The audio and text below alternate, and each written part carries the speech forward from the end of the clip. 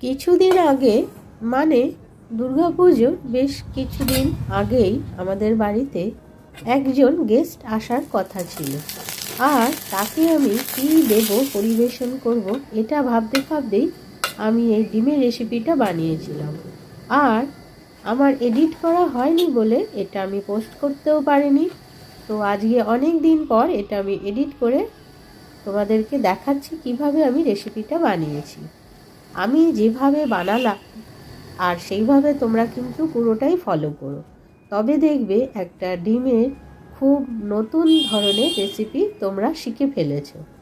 তবে হ্যাঁ, এই রেসিপিটা তোমরা যদি একবার বানাও তাহলে তোমাদের মুখে লেগে থাকবে, মনে হবে বারবার বানাই।